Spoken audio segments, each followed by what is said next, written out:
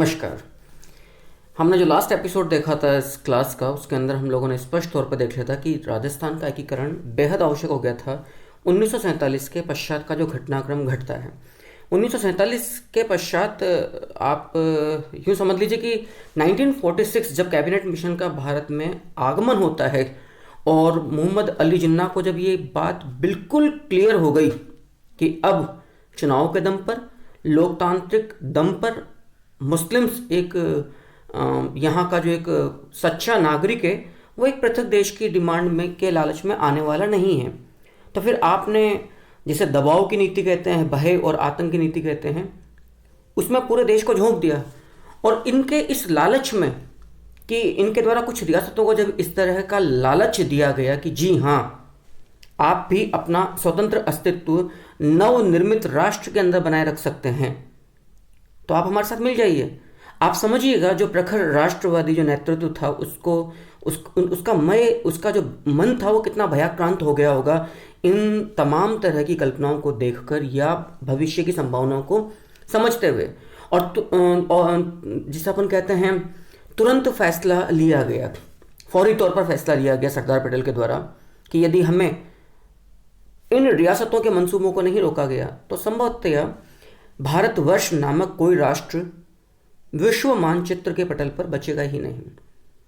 यहाँ तक कि कल कहानी हम लोगों ने इस चीज़ को बखूबी देख ली थी। आज हम यहाँ से स्टार्ट कर रहे हैं सेकंड एपिसोड में, जो इंटीग्रेशन ऑफ राजस्थान या राजस्थान का एकीकरण चल रहा है। पहली बार बहुत इंपॉर्टेंट एक क्वेश्चन निकाला गया था, बड़ा ही महत्वपूर्ण प्रश्न निकाला गया था कि पहली बार राजस्थान एकीकरण की प्रक्रिया में पहली बार बहुत पहले किस गवर्नर जनरल के द्वारा राजस्थान की समस्त रियासतों के समूहीकरण की मांग रखी गई थी, सुझाव रखा गया था चैम्बर ऑफ प्रिंसेस के सामने, किस गवर्नर जनरल के द्वारा 1939 में। जब 1939 की बात आ गई तो निश्चित तौर पर हमारे सामने लॉर्ड लिथगो आ ही जाते हैं। हालांकि इनकी जो आवश्यकता थी वो प्रशासनिक आवश्यकता के रूप में आपने स्पष्ट तौर पर कहा था, बिल्कुल संयुक्त प्रशासनिक सेवाओं की आवश्यकता के मद्देनजर इस बात को कहा था कि सभी राज्यों को मिलकर एक प्रकार की सिविल सर्विसेज का गठन करना चाहिए। अच्छा, इसमें ब्रिटिश हित सर्वोपरि थे, इसमें रियासतों के लिए कल्याणकारी कोई विशेष बात हमारे सामने नहीं आती है। कल हमने ये भी देख लिया था बहुत स्पष्ट तौर पर कि जो द्वितीय विश्व युद्ध था उस दौरान जितने भी आपके देशी राज्य थे उन्होंने अपने संसाधनों को खपा दिया था। आज की क्लास हम स्टार्ट करें। मैं स्वागत करता हूं आप सभी लोगों का, जो व्यूवर्स, जो स्टूडेंट्स इस क्लास को देख रहे हैं। अपना पेन पेंसिल जो भी आप लोग रखते हैं और एक नोटबुक साथ में रखिएगा, ताकि मैं साथ के साथ आप लोगों को याद करवाता रहूं और महत्वपूर्ण प्रश्नों को, महत्वपूर्ण चीज़ों को नोट डाउन करवाता रहूं। जितना आप लोग मेरे साथ चलोगे, तय बात है, जितना आप लोग मेरे साथ चलोगे उतना ही आपको फ़ायदा मिलेगा, और ये फ़ायदा हमेशा के लिए रहेगा जब तक आपकी कॉम्पिटिशन्स में आपको सफलता नहीं मिल जाती है। आगे देखिएगा, आज की अपन क्लास को कैरी ऑन करते हैं। 1942 में ब्रिटेन के युद्ध प्रयासों में जब भारतीयों के सहयोग प्राप्ति हेतु ब्रिटिश राज ने, ब्रिटिश हुक्मरानों ने कांग्रेस की अनुमति लेनी चाहिए, तो आप जानते हैं कि भारत में जब क्रिप्स मिशन आया था तो उसने रियासतों की इस उम्मीद पर पानी फेर दिया था, जो ये चाहते थे कि हम हमेशा हमेशा के लिए हमारी स्वायत्तता बनी रहेगी। और उन रियासतों की उम्मीदों पर कुठाराघात करते हुए क्रिप्स मिशन ने, या यूँ समझ लीजिए कि क्रिप्स मिशन को भारतीय जनमानस की जो भावना थी उससे परिचित थे। हालांकि जितना मैंने ब्रिटिश हिस्ट्री उठाकर देखी है, मॉडर्न इंडियन हिस्ट्री उठाकर देखी है, कोई भी ब्रिटिशर मित्र भाव जरूर रहा हो मन में, लेकिन उसके लिए सबसे सर्वोच्च जो एक जो उद्देश्य था, लक्ष्य था, वो ब्रिटिश ताज की सेवा करना था, उनके हित साधना था। उस संदर्भ में यदि हम इस बात को समझें तो आप लोग देखिएगा कि क्रिप्स मिशन ने किसी भी रियासत के प्रतिनिधि से मुलाकात नहीं करी, एवं जो इनकी जो AISPC जो संस्था थी, जो प्रजामंडल आंदोलनों को रेगुलेट कर रही थी, आप जानते हैं all India state people conference, पिछली जो क्लासेस निकली, जो एपिसोड्स मैंने लाइव लिए थे, अपलोड किए थे वीडियोस प्रजामंडल या उससे पहले के, यदि आप लोगों ने गौर से देखे हो तो आप लोग समझ जाओगे कि AISPC क्या है। और इसने राजस्थान में जन जागृति उत्पन्न करने में, संचारित करने में कितनी महत्वपूर्ण भूमिका निभाई थी।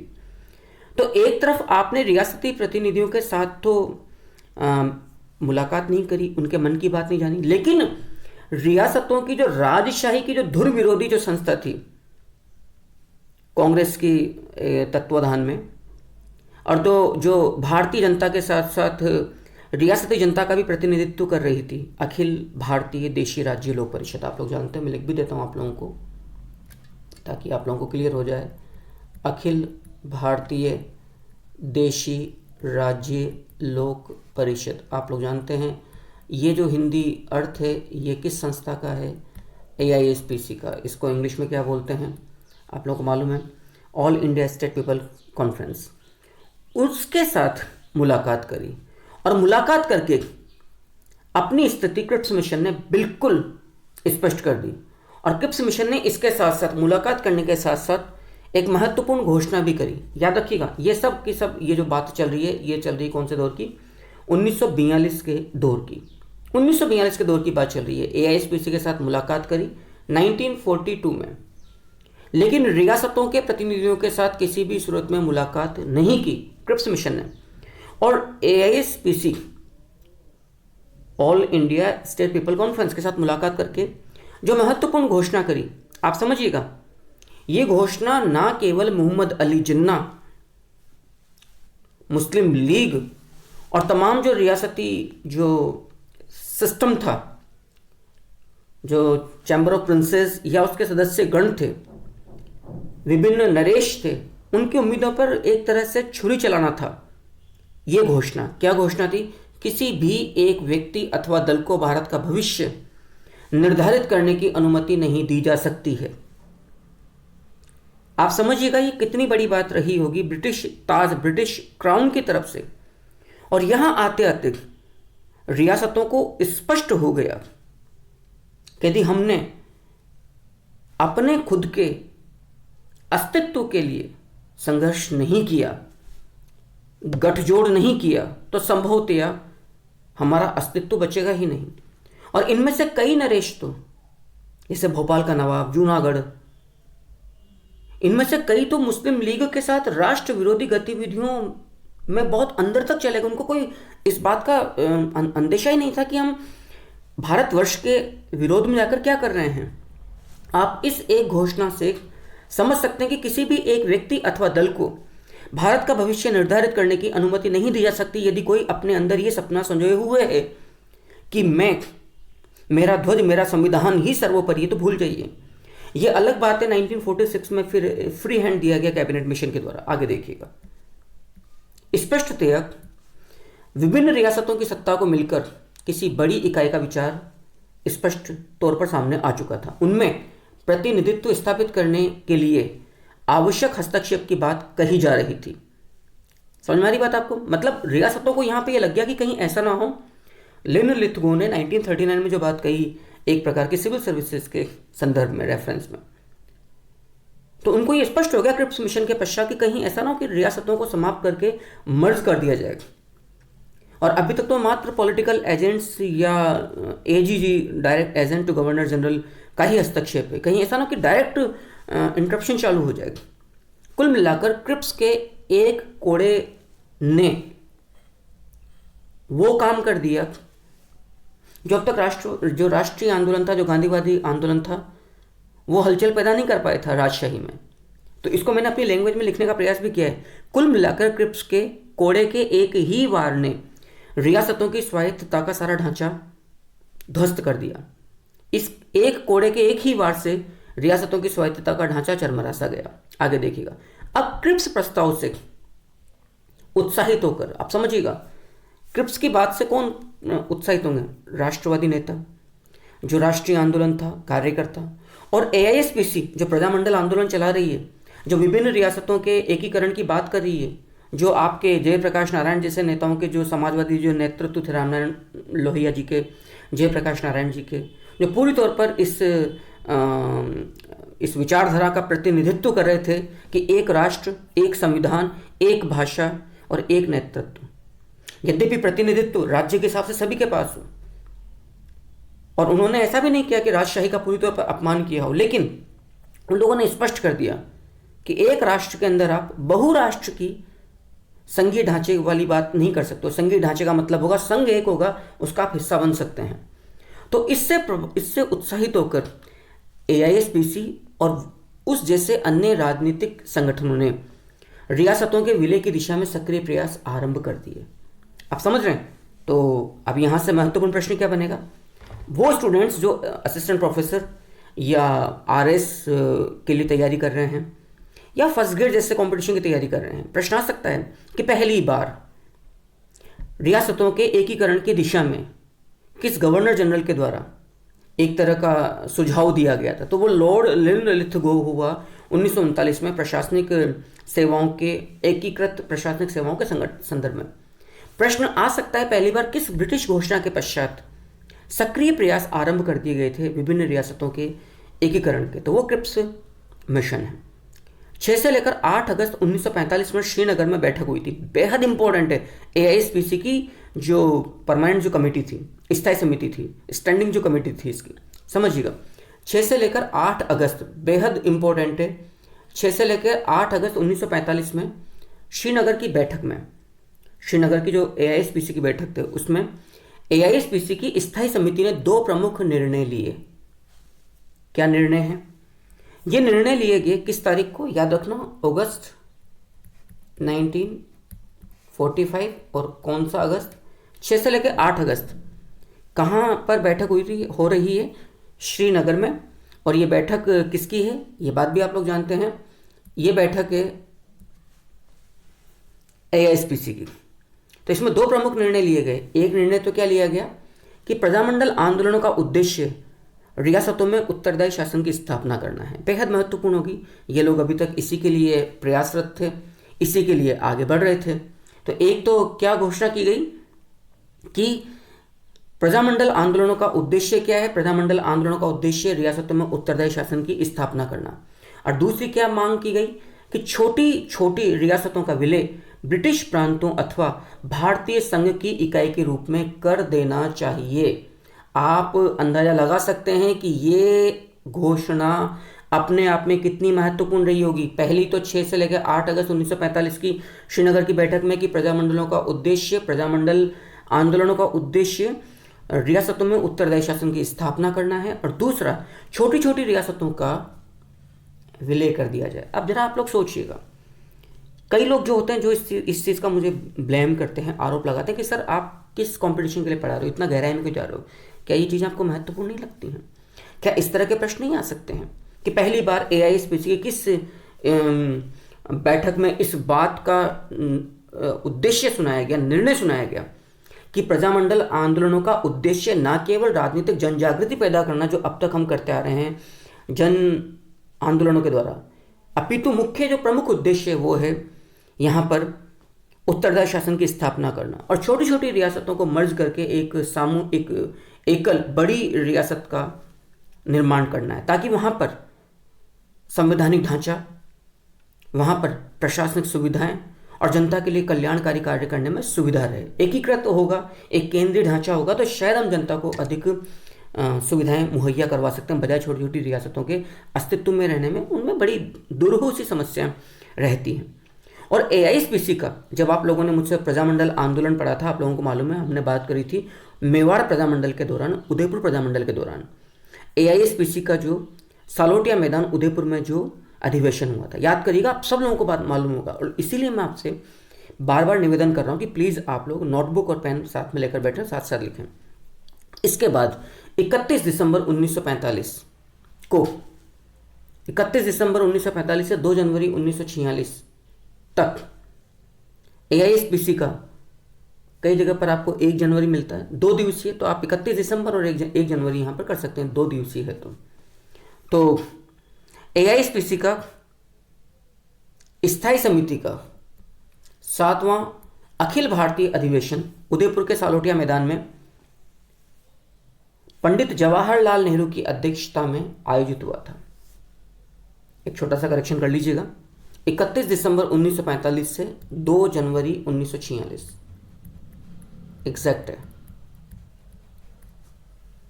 तो एक तरह से 3 दिवसीय हो गया है। एआईएसपीसी का 7वां अखिल भारतीय राज्य लोक परिषद का, देशी राज्य लोक परिषद का कुल 7वां अधिवेशन और राजस्थान में पहला अधिवेशन सालोटिया मैदान में पंडित जवाहरलाल नेहरू की अध्यक्षता में आयोजित हुआ था। और इसमें पंडित नेहरू ने, याद रखिएगा, इसमें पंडित नेहरू ने जनता से उत्तरदायी शासन, याद रखिएगा, जनता से उत्तरदायी शासन की स्थापना की अपनी मांग को पूरा करने के लिए एआईएसपीसी के झंडे के नीचे एकत्रित होने का आह्वान किया। तो ये केंद्रीय नेतृत्व था जिसने पहली बार एआईएसपीसी के मंच से 31 दिसंबर 1945 से 2 जनवरी 1946 तक उदयपुर के आज़ाद नगर के सालोटिया मैदान में पंडित जवाहरलाल नेहरू जी की अध्यक्षता में जो अधिवेशन हुआ, वहां पर ये कहा गया कि आपको उत्तरदायी शासन की स्थापना करनी है, क्योंकि वो एकीकरण की दिशा में बढ़ने वाला सबसे ठोस कदम था। जब तक जनता के चुने हुए प्रतिनिधि रियासती मंत्रिमंडलों में सम्मिलित नहीं होंगे तो एकीकरण की बात आप बस स्वप्न है, आप सिर्फ सपना देखते रह जाएंगे। तो ये स्टेप बाय स्टेप बढ़ने वाली चीज़ें हैं, और इसीलिए इन चैप्टर्स को हम बिल्कुल अलग अलग करके नहीं देख सकते हैं। इतिहास असल में जल की बहती हुई वो धारा है, सागर या नदी की, जिसको आप डंडा मार के तोड़ नहीं सकते हैं कि जी ये देखो एक टुकड़ा इधर एक टुकड़ा इधर। तो अब एआईएसपीसी की जो एक शाखा थी, प्रांतीय राजपूताना प्रांतीय सभा, ये जो 3 दिवसीय 31 दिसंबर 1 जनवरी 2 जनवरी 1946 में एआईएसपीसी का जो सालोटिया मैदान में जो अधिवेशन हुआ, उसके पश्चात एआईएसपीसी की जो शाखा के रूप में जो संस्था कार्य कर रही थी, राजपूताना प्रांतीय सभा की स्थापना की गई, जिसका प्रधान कार्यालय जयपुर में रखा गया। तो राजपूताना प्रांतीय सभा की स्थापना राजपूताने में उत्तरदायी शासन की स्थापना की मांग के लिए चलाए जाने वाले आंदोलन को और तेज करना था। नरेशों को और उनके पूरे सिस्टम को इस बात को समझाना था कि आज नहीं तो कल आपको मिलना है, बेशक अच्छा रहेगा कि आप स्वेच्छा से ससम्मान, ताकि आपका जो जनता के दिल में जो आपका एक देवीय जो स्थान है वो भी बरकरार रहे। तो राजपूताना प्रांतीय सभा का जो प्रधान कार्यालय रखा गया वो जयपुर में रखा गया। वास्तव में देखो कितना महत्वपूर्ण है, वास्तव में यह राजपूताना प्रदेश के भावनात्मक एकीकरण की दिशा में बढ़ाया गया प्रथम ठोस कदम था। जितने भी बड़े लेवल के कॉम्पिटिशन्स होते हैं, असिस्टेंट प्रोफेसरशिप है, लेक्चरशिप है, वही बात इसको लेक्चरशिप जैसे, या आरएस मेंस प्री के जो एग्जाम्स हो, वहां पर ये प्रश्न आते हैं कि राजपूताना प्रदेश के भावनात्मक एकीकरण की दिशा में। इसके पश्चात 9 सितंबर 1946 काफी महत्वपूर्ण है। 2 जनवरी तक तो 31 दिसंबर 1945 से 2 जनवरी 1946 तक तो एआईएसपीसी का 7वां अधिवेशन हुआ। अब 9 सितंबर 1946 को राजपूताना प्रांतीय सभा, जिसका प्रधान कार्यालय कहाँ रखा गया था, जयपुर में, तो 9 सितंबर 1946 बड़ी महत्वपूर्ण तिथियां हैं। और इसीलिए मैं बोल रहा हूं जितने भी स्टूडेंट्स इस क्लास को देख रहे हैं, इसके जो देख रहे हैं, इन तिथियों के सामने आने पर अपनी कॉपी में साथ साथ लिखते रहें और एक क्रोनोलॉजी घटने के कालक्रमानुसार याद करते रहें। 9 सितंबर 1946 को राजपूताना प्रांतीय सभा, जिसका कार्यालय जयपुर में था, उसमें प्रस्ताव क्या पारित किया गया जरा देखिएगा, और कितनी महत्वपूर्ण है। राजस्थान, ये घोषणा देखना अपने आप में कितनी महत्वपूर्ण घोषणा है। राजस्थान की कोई भी रियासत आधुनिक प्रगतिशील राज्य की सुविधा उपलब्ध कराने की स्थिति में नहीं होने के कारण भावी भारतीय संघ में सम्मिलित होने योग्य नहीं है। इसीलिए राजस्थान की समस्त रियासतों तथा अजमेर मेरवाड़ा प्रांत को मिलाकर एक इकाई बना देना चाहिए। तो जनरली जिस तरह की टीचिंग करने के हम आदी हैं, हम पढ़ने के आदी हैं, 7 चरण थे, 19 रियासतें थी, 3 ठिकाने थे, भैया जी भूल जाओ। 2-4 कंपटीशन में ऐसी बातें अच्छी लगती हैं, इस तरह की कोटेशंस आ गई, इस तरह की बात आ गई कि जी किस के अंदर ये बात कही गई, किस तारीख को ये कथन, ये प्रस्ताव पारित किया गया, किस संस्था के द्वारा किया गया, तो आपको देना पड़ेगा राजपूताना प्रांतीय सभा 9 सितंबर 1946 को ये प्रस्ताव पारित किया गया था। आगे देखिएगा। उम्मीद करता हूँ कि आप लोगों को यहाँ तक समझ में आ रहा है। चाहे कुछ भी हो जाए, मुझे इस क्लास को उस प्लेटफॉर्म पर लेकर मैं आने का प्रयास करता हूँ। हमेशा मेरा प्रयास रहता है जहाँ पर आपको एक अच्छी बुक की कमी कभी ना खले। और आप जानते हैं टेलीग्राम चैनल पर मैं लगातार नोट्स अपलोड कर रहा हूँ। अब कुल मिलाकर इस घोषणा के बाद से स्पष्ट हो गया कि रियासती जनता एवं उसकी प्रतिनिधित्व करने वाली संस्थाएं राजशाही का अंत करके उसके स्थान पर सबके समान अवसर वाली लोकशाही की स्थापना करने के पक्ष में थी। 16 मई 1946 ईस्वी को, याद रखिएगा, भारत आए कैबिनेट मिशन ने घोषणा कर दी, स्पष्ट तौर पर घोषणा कर दी। मैंने अभी कहा था, क्रिप्स मिशन की घोषणा के पश्चात मुस्लिम लीग, मोहम्मद अली जिन्ना या रियासतों के मन में जो छटपटाहट, एक कसमसाहट और एक भय का माहौल पैदा हो गया था कि हमारा क्या हो गया, कैबिनेट मिशन की घोषणा ने उनके निर्जीव मन में प्राण फूंक दिए, उन्हें सजीव कर दिया। आपने क्या कहा? और कैबिनेट मिशन की जो घोषणा थी, असल में वो संभावित जो राष्ट्र बनने जा रहा था आगे जाके भारत, बिना अंग्रेजों के, ब्रिटिश ताज विहीन, उसकी भावी एकता के लिए सबसे बड़ा खतरा पैदा कर दिया कैबिनेट मिशन ने। क्या बोल रहा है कैबिनेट मिशन? जरा गौर फरमाइएगा। कैबिनेट मिशन ने क्या घोषणा करी है? और आप इसी घोषणा के संदर्भ में यह भी देख सकते हैं कि अंग्रेजों के दिमाग में इस देश की एकता और अखंडता के लिए कितने विभाजनकारी प्लान या योजना चल रही थी। कैबिनेट मिशन ने स्पष्ट घोषणा की कि भारत स्वतंत्र होने के साथ ही ब्रिटिश परमोच्च सत्ता का अंत हो जाएगा एवं देशी राज्यों से संबंधित प्रस्ताव में क्या बताया, जरा गौर करना। और इसी संदर्भ में देखना कि ये जो भूमिका ले रहा हूँ इस चैप्टर को आरंभ करने के लिए, जो बैकग्राउंड ले रहा हूँ, जो इसकी राजनीतिक पृष्ठभूमि ले रहा हूँ, कितनी महत्वपूर्ण है। भारत एक संघ राज्य होगा जिसमें ब्रिटिश भारत, जरा गौर करना शब्दों पे, भारत एक संघ राज्य होगा जिसमें ब्रिटिश भारत और भारतीय रियासतों को सम्मिलित किया जाएगा। ब्रिटिश भारत और भारतीय रियासतों को यानी कि सम्मिलित किया जाएगा। इसका मतलब क्या हुआ कि वो भारत में रहकर भी अपना अस्तित्व बरकरार रखेंगे। विदेशी मामले, प्रतिरक्षा, संचार साधन संघीय सरकार के नियंत्रण में रहेंगे। शेष सभी विषयों पर रियासतों का अधिकार रहेगा। कितना फ्री हैंड दिया जा रहा है, राइट। ब्रिटिश सरकार भारतीय रियासतों को वे सभी अधिकार भी लौटा देगी जो उन्होंने सार्वभौम ब्रिटिश ताज को समर्पित किए थे। अब आप सोचिएगा, मैं खैर ज़्यादा चर्चा नहीं करूंगा इस बात पर। अंग्रेज यदि अपने समर्थित व्यक्ति को गद्दी पर बिठाते, अपने जाने के बाद बिठाते, तो क्या वो अंग्रेज समर्थित भारतीय रियासतों के साथ मिलकर इस देश को बर्बाद करने का कुत्सित प्रयास नहीं करते?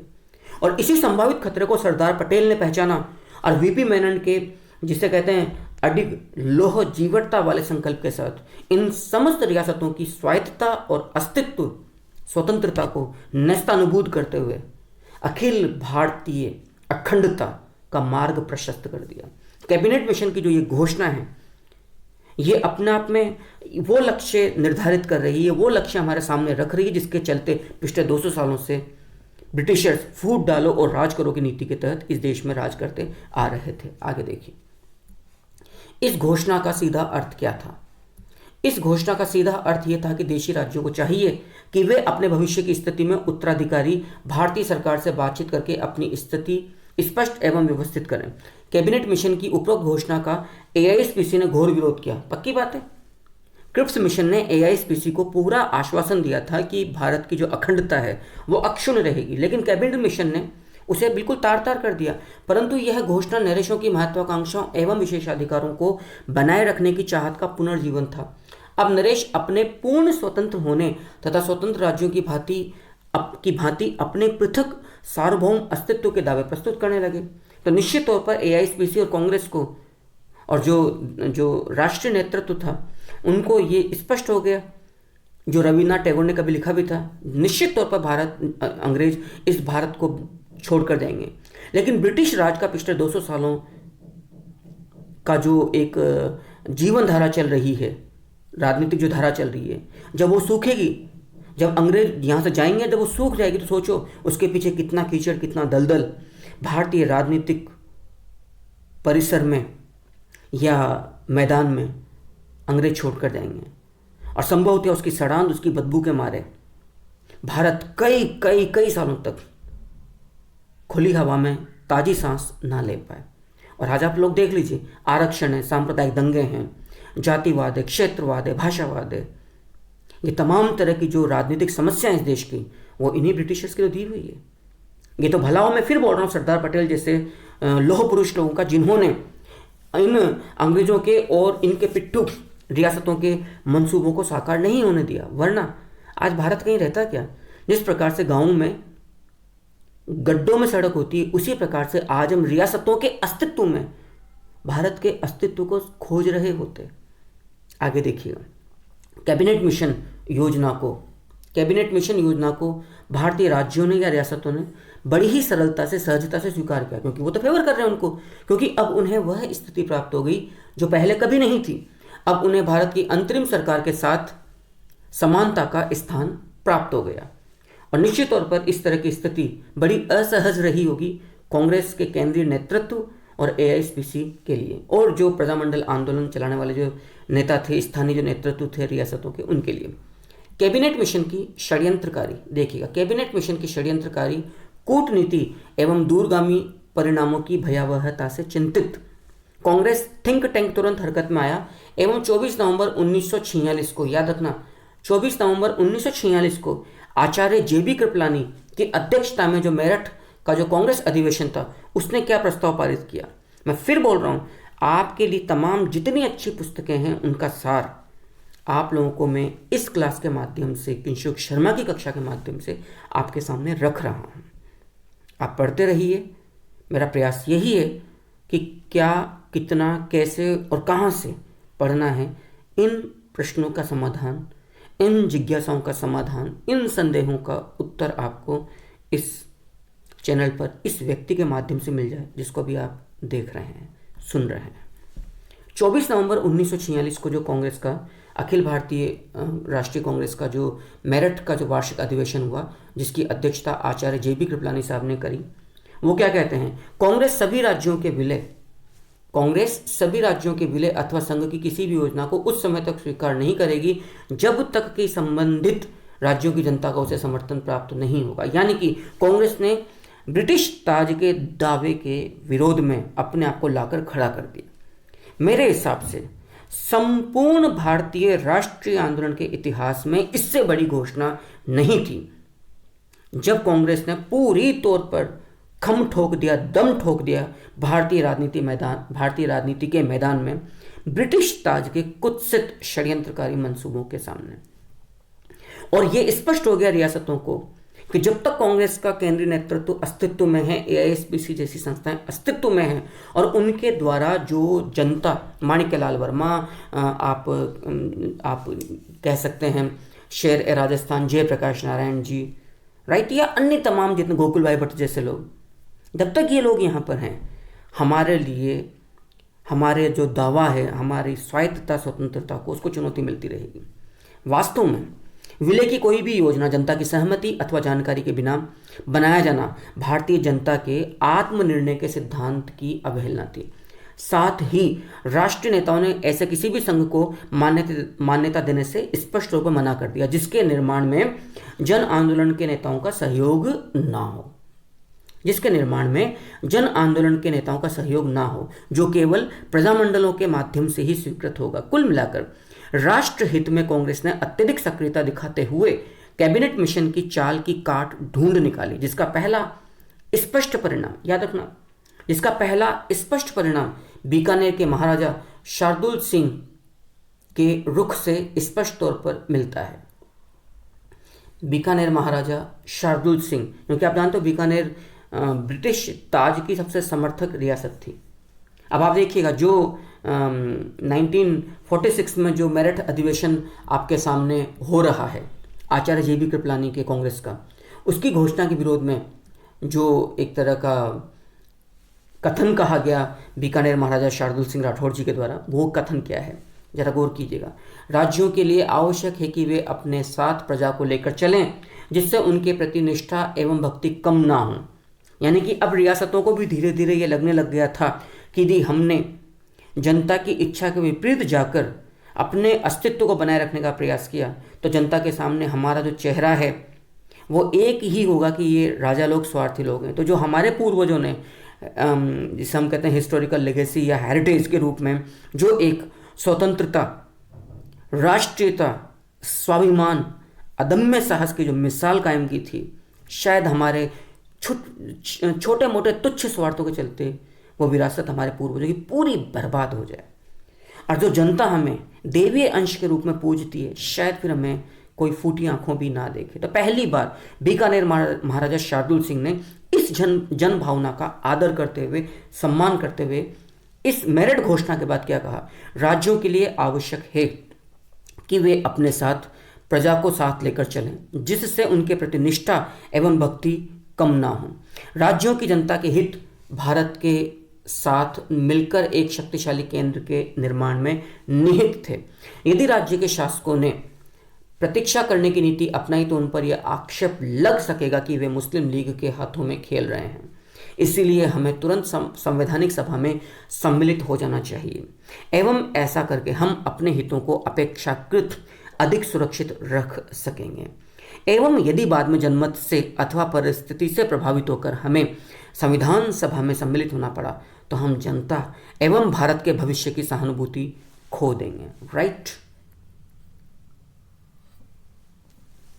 आप लोग समझिएगा इस बात को कि ये कथन अपने आप में कितना इंपॉर्टेंट है। अब यदि ये प्रश्न आ जाए कि ये कथन राजपूताने के किस नरेश के द्वारा दिया गया था, और इस कथन से क्या स्पष्ट होता है, कुल मिलाकर मेरा जैसा जो छोटी मोटा जो ज्ञान रखता है इतिहास का, वो ही समझ रहा है कि नरेश चाहे आज तक, अभी तक, इस तिथि तक ब्रिटिश ताज की फूट डालो राज करो नीति का खिलौना बनते रहे हैं। हम उनको भी गलत नहीं ठहराते क्योंकि ये एक तरह से उनका अपना क्षात्र धर्म था। कोई भी व्यक्ति अपनी विरासत को जनरली समाप्त नहीं करता है। लेकिन जब राष्ट्र की बात आई तो अधिकांश, मैंने पिछली क्लास में भी बात कही थी, तो अधिकांश शासकों ने वही रास्ता चुना जो उनके पूर्वजों ने। राजपूत की असली परिभाषा रज प्लस पूत, रज माने धरती, पूत माने पुत्र। राजपूत को जाति नहीं है, राजपूत एक राष्ट्रीय धर्म है, एक पहचान है, अपने आप में एक संस्कृति है। उस मार्ग को चुना क्योंकि इन जितने भी राजवंश थे, इनका उत्थान, विकास और अंत युद्ध के मैदान में विदेशी आक्रांताओं से लड़ते हुए हुआ।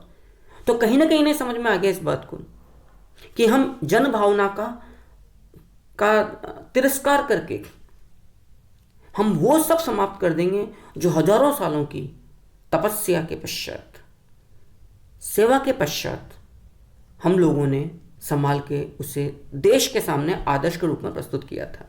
आगे देखिएगा। तो ये कथन है बीकानेर महाराजा शार्दुल सिंह राठौड़ साहब का।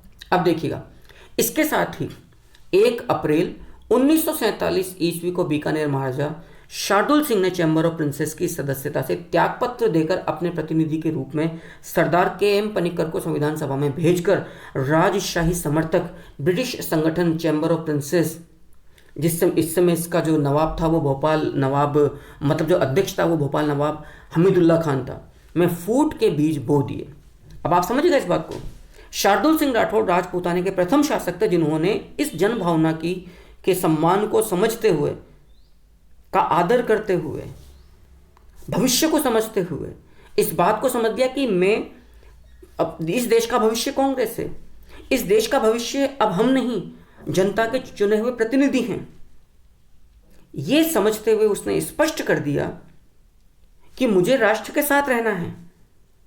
और जो अब तक ब्रिटिश ताज का जो समर्थक संगठन था रियासतों का, चैम्बर ऑफ प्रिंसेस, उसकी सदस्यता से त्यागपत्र देने वाला जो राजपूताने से बना वो बीकानेर था। जबकि आप जानते हो बीकानेर महाराजा गंगा सिंह राठौड़ साहब was the first vice chancellor, वो पहले एक अध्यक्ष थे, was the first president of the chamber of princess.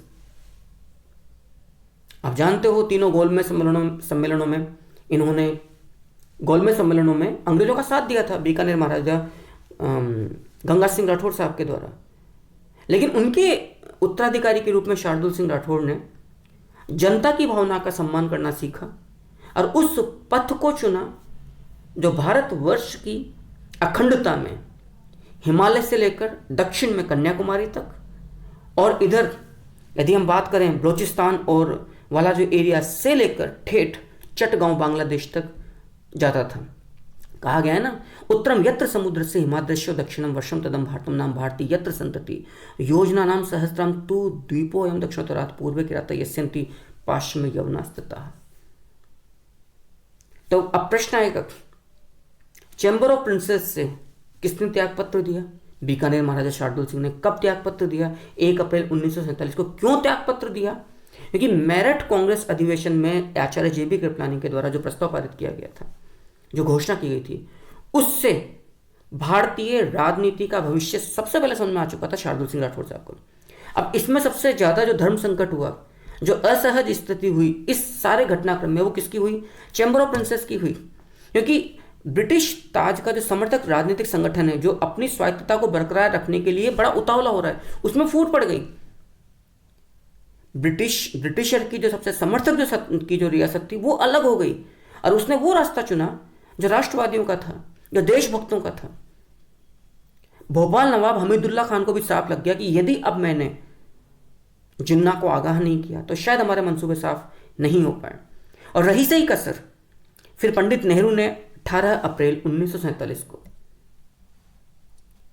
Pandit Nehru ने 18 अप्रैल 1947 को एआईएसपीसी का जो 8वां अधिवेशन हुआ, 7वां अधिवेशन आजाद नगर में, सालोटिया मैदान में, उदयपुर में, पंडित नेहरू जी की अध्यक्षता में 31 दिसंबर 1945 से 2 जनवरी 1946 तक चला था 7वां अधिवेशन। 8वां अधिवेशन में पंडित नेहरू ने 18 अप्रैल 1947 को क्या घोषणा करी, क्या भाषण दिया आपने? किसी भी राज्य को देश का शत्रु राज्य समझा जाएगा। आप समझिएगा, ये बात कितनी बड़ी बात है, आप ये भी समझिएगा। किसी भी राज्य को देश का शत्रु राज्य समझा जाएगा जो उस समय संविधान सभा में सम्मिलित नहीं होगा, और इसके जो भी परिणाम होंगे उसे भुगतने पड़ेंगे। ये अपने आप में एक अटल घोषणा थी, जिसने राजशाही को यह स्पष्ट कर दिया कि या तो हमारा अस्तित्व बचाए रखना है तो ब्रिटिश ताज यहां टिका रहे, वरना ब्रिटिश ताज के जाने के बाद से जो कांग्रेस का नेतृत्व है वो तो राजशाही समाप्त करने पर तुला हुआ है। इस घोषणा का तात्कालिक असर, परिणाम क्या सामने आया? अप्रैल 1947, क्योंकि 1 अप्रैल 1947 को तो बीकानेर के जो महाराजा शार्दुल सिंह राठौर साहब थे, वो चैम्बर ऑफ प्रिंसेस की प्राइमरी मेंबरशिप से अलग हो गए। और इस महीने के अंत होते होते जयपुर, जोधपुर, बीकानेर के प्रतिनिधियों ने संविधान सभा में अपना स्थान ग्रहण कर लिया। इनको स्पष्ट लग गया कि अब कोई ज़्यादा बात नहीं बची है। आगे देखिएगा, ये वही दौर था जब पूरा देश मुस्लिम लीग मोहम्मद अली जिन्ना का जो आह्वान था, डायरेक्ट एक्शन डे, सीधी कार्यवाही दिवस या प्रत्यक्ष कार्यवाही दिवस, तो हत्याओं, लूटपाट, बलात्कार के नंगे नाच में पूरा देश लिपटा हुआ था। सांप्रदायिक दंगों की विभीषिका से देश को बचाने के लिए माउंटबेटन ने निर्णय लिया। Lord Mountbatten was the last British governor general of British India and the first British governor general और वायसरॉय ऑफ इंडिपेंडेंट इंडिया। स्वतंत्र भारत के भी थे प्रथम।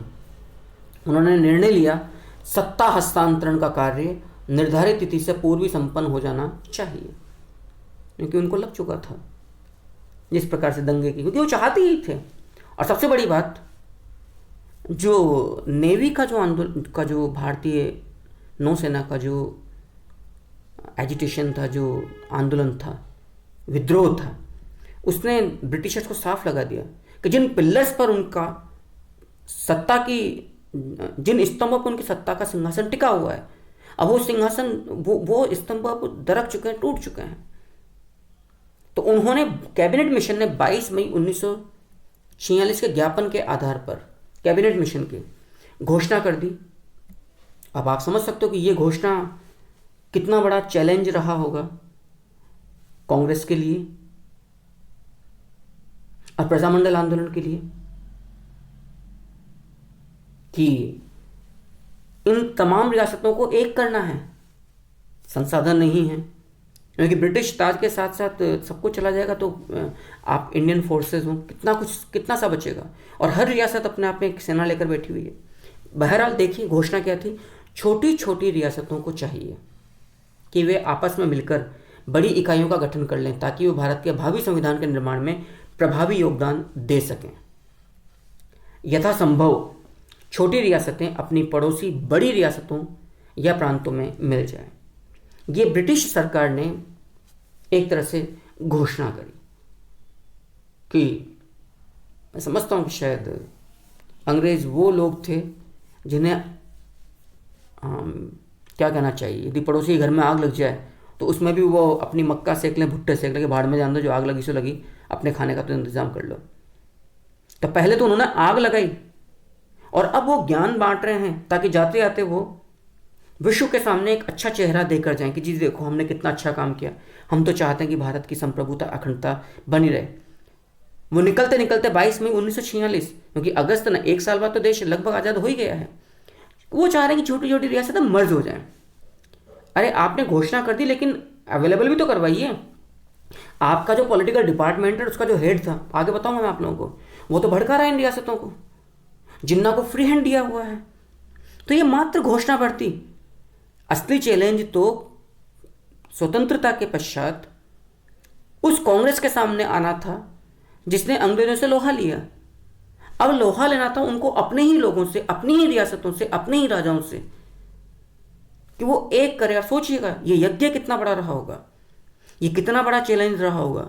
विश्व की प्रमुख घटनाओं में से एक था 500 से ऊपर रियासतों को एक करना, जिनमें से 19 रियासतें तो जरा से प्रांत राजस्थान में थी। देखिए इस घोषणा के संबंध में राजपूताना के शासकों ने अपने स्तर पर, क्योंकि अब स्पष्ट हो गया, छोटी छोटी रियासतों को मिलाकर बड़ी इकाई बनाने के प्रयत्न किए। अब इनमें आप सोचिएगा, उदयपुर, जयपुर, जोधपुर ये प्रयास कर रहे हैं, तो जो छिटपुट रियासतें थी, डूंगरपुर, बांसवाड़ा, करौली, भरतपुर, अलवर, उनका तो अस्तित्व समाप्त हो जाएगा। तो क्या हो रहा है कि जो 4 बड़ी रियासतें हैं उनमें सब मिल जाओ। तो छोटी रियासतों को डर क्या हो गया कि ये जो बड़े नरेश हैं, बीकानेर, मतलब जोधपुर के आप ले लीजिए, जयपुर के लीजिए, उदयपुर के ले लीजिए, ये क्या चाहते हैं कि ये तो बचे रहें और हम सब इनमें मिल जाएं। तो इसके लिए छोटी रियासतें भी पॉसिबल नहीं था कि तैयार हो जाएं इतना इजीली। इस दिशा में सर्वप्रथम जो प्रयास किया गया वो मेवाड़ महाराणा की तरफ से किया गया। 25 जुलाई 1947 को लॉर्ड माउंटबेटन ने पहली और अंतिम बार चैम्बर ऑफ प्रिंसेस को संबोधित करते हुए कहा कि 3 निर्धारित विषयों, सुरक्षा, विदेशी मामले एवं संचार माध्यम में भारतीय संघ में सम्मिलित हो जाने के पश्चात उनके पास व्यवहारिक रूप से पूरी स्वतंत्रता थी जिसका प्रयोग वे कर सकते थे। आप लोग समझ सकते हैं कि जाते आते भी नरेशों को ये बोल दें कि आप मात्र 3 मामले, सुरक्षा, वैदेशिक मामले, फॉरेन आपके जो अफेयर्स हैं, जो सिक्योरिटी है, और जो यहाँ का जो कम्युनिकेशन, जो संचार माध्यम है, दूरभाष वगैरह या टेलीग्राम वगैरह जो था, डाक तार की जो सेवा थी, वो आप केंद्रीय नेतृत्व को सौंप दीजिए, बाकी आप लोग रहिएगा। अब जो ये घोषणा हुई उसके पश्चात सबसे बड़ी सक्रियता, छटपटाहट छोटी छोटी रियासतों में आई, क्योंकि बड़ी रियासतों ने प्रस्ताव देना चालू किया। मैं उम्मीद करता हूँ कि यहाँ तक की क्लास आपको बेहद अच्छे से समझ में आई होगी और मैं आप लोगों से इजाज़त लूँ उसके पहले मैं 2 बातें आपको और इम्पोर्टेंट बता दूँ। ये पूरी राजनीतिक पृष्ठभूमि थी अब तक की किस दिशा में एकीकरण के प्रयास हुए। अब जो अगली क्लास आएगी उसमें मैं आप लोगों को बताऊंगा कि वास्तविक एकीकरण से पहले राजपूताने की विभिन्न जो रियासतें थी और उनके जो नरेश थे उन्होंने किस दिशा में प्रयास किए, कौन कौन सी बाधाएं आई और 3 या 4 बड़ी रियासतों के द्वारा क्या क्या प्रस्ताव दिए गए, छोटी छोटी रियासतों के द्वारा वो संघ कौन से बनने चाहिए थे जो कभी अस्तित्व में नहीं आए, क्योंकि छोटी छोटी रियासतों को साफ कर दिया कि हमारा अस्तित्व साफ तौर पर समाप्त हो जाएगा और ये 3 या 4 रियासतें बड़ी रहेंगी। तो अभी जब हम इस चैप्टर को वास्तव में आरंभ करेंगे उसके पहले अभी 1 या 2 एपिसोड और महत्वपूर्ण है जो आने बाकी है। आज की क्लास पूरी होने जा रही है, उसके साथ साथ मैं आप लोगों से बस यही उम्मीद करूँगा लगातार पढ़ते रहिए, निरंतर पढ़ते रहिए, ताकि आप लोगों का जो तैयारी का जो स्तर है वो किसी भी कॉम्पिटिशन के लिए आपको कभी परेशान ना करे। आप लोगों से हमेशा जो मैं एक उम्मीद रखता हूँ वो ये होता है कि आप अपने साथ में लेकर बैठें और इन चीज़ों को टाइम डाउन करते हैं। टेलीग्राम चैनल पर आपको क्लासेस मिलती रहेंगी। वंदे मातरम, अग्रिम शुभकामना, आपका पूरा परिवार स्वस्थ रहे और इन्हीं के साथ